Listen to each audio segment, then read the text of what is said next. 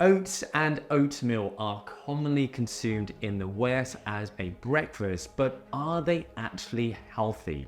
Spoiler alert, there are some huge health benefits to oats, but there are also some really negative impacts of eating oats. And so what are they, and should we really be eating them on a daily basis?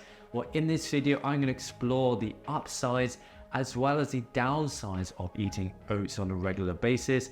And at the end, I'll give you my conclusion as to whether I think we should be eating them on a daily basis. Make sure you stick to the end to find out how you can make oats even more healthy and how you can mitigate some of the harmful effects that I'm going to go through now. Let's begin.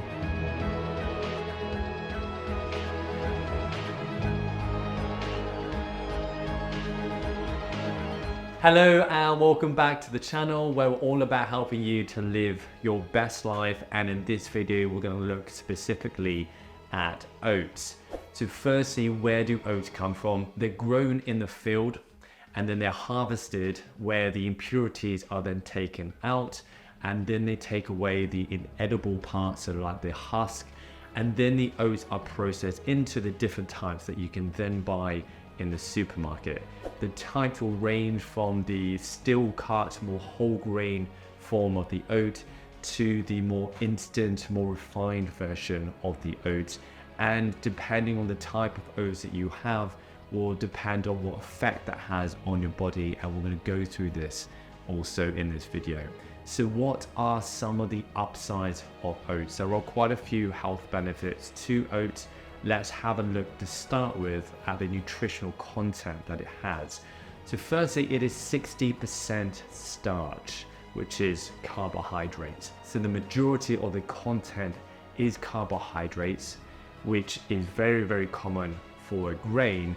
But unlike other grains, it has one of the highest amounts of protein, which is around 14%, and then fat, which is around 7%.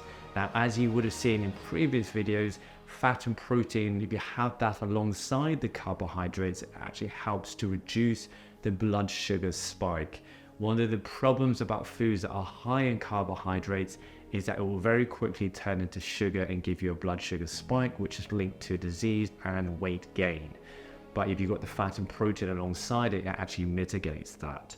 Now, what mitigates that even further is the fiber content in oats, and here is where oats get a lot of the health attention, and that is the soluble type of fiber that's contained in oats that is called beta-glucans.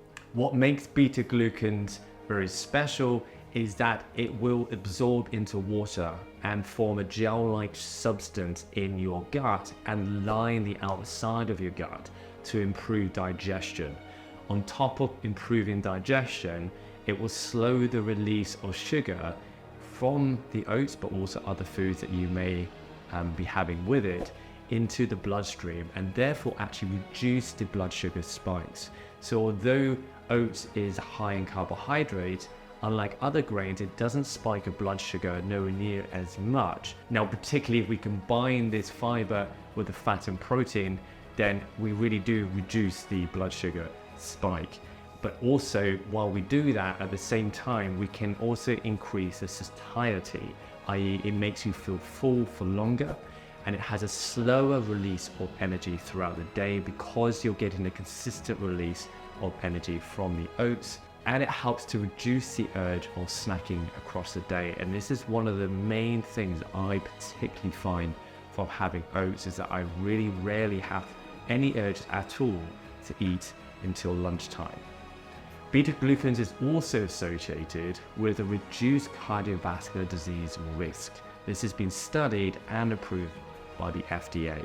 Now, what is the glycemic index of oats? Glycemic index simply means how much does it spike your blood sugar, and basically anything under 55 is considered low, and anything above 70 is considered high.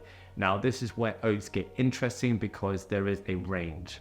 So the more whole grain, still cut form of oats will be on the lower end of the 50. So it will be considered just about a low glycemic index, whereas the more refined instant version of oats will be on the higher end of the scale, can be as high as 80. So you may have deducted from that the healthier type of oats is the more whole grain it is, the better.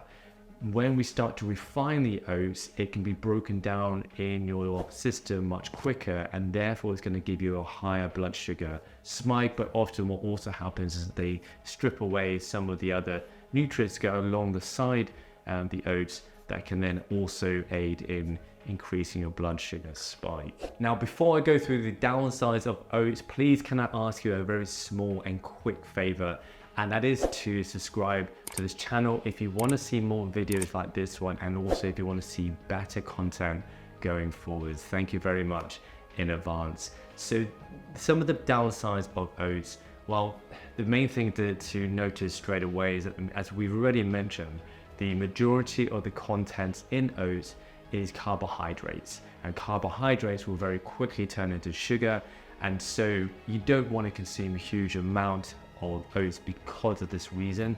Ideally, in your diet throughout the day, you want a higher amount of protein and fat compared to carbs. There's lots of research just showing how that's a more healthy approach, but as I've already mentioned, having the content of fat, protein and fiber alongside it actually helps to mitigate some of these blood sugar spikes, and actually the higher carb content can give you a good release of energy throughout the day. Now, one of the biggest issues with oats is the fact that it contains phytic acid. This is basically what is termed an anti-nutrient, which can bind to certain minerals such as iron and zinc and actually take them out of your system. So oats in some respect can actually reduce your iron and zinc levels because of this phytic acid. Now, you can reduce the amount of phytic acid in oats, which, as I alluded to at the beginning, I will go through at the end, so stay tuned. Now, like a lot of grains, oats unfortunately are sprayed with a lot of chemicals. Now, one way you can mitigate this is making sure that you buy organic. Organic oats aren't actually that much more expensive. And in the UK, you can get this from Sainsbury's and Tesco's. I get the this version of jumbo oats, which are organic, and at the moment I think the cost of this is around £2.50 or £2.60 for a kilo. So it is going to be a bit more expensive than the other one, but it isn't like hugely more expensive. This is definitely a good brand of oats to buy, but the main thing is that you just buy it organic. So in conclusion, I personally love oats. The main thing I love about oats is the texture, but also the taste. But as I mentioned before, I really love how it makes me feel full until lunch. It doesn't give me any cravings. It doesn't make me snack. And I wouldn't say that they're the number one most healthy breakfast you can have in the morning, but they certainly aren't that unhealthy. So definitely a good breakfast, particularly if you really enjoy it. And at some point I will use a blood glucose monitor that you can get these days, because I really want to be able to see the effects on my blood glucose levels during and after eating this breakfast, because that will give me a measurement that's specific for me, because it can differ from person to person. Now, as I promised at the beginning, how do you make oats even more healthy and then mitigate some of the issues with oats? Well, the first thing you can do is just be aware of what you have them with. So it's not going to be that healthy if you put in, I don't know, just to go extreme, you put in loads of like sweets and things that are just loaded with sugar and processed, then it's not really going to be a healthy breakfast. But if you can put it with fiber and fat and protein, then you're going to make it more healthy. You're going to slower the release of the sugar into your blood. So fiber, one of the things that I put with my breakfast is seeds, so chia seeds and flax seeds. And then I also put things that are high in fat, so nuts and full fat milk and full fat yogurt. Now, how do you mitigate the harmful effects of the phytic acid that I previously mentioned? Well, one of the main things that you can do is it's an easy trick, is that to soak the oats the night before.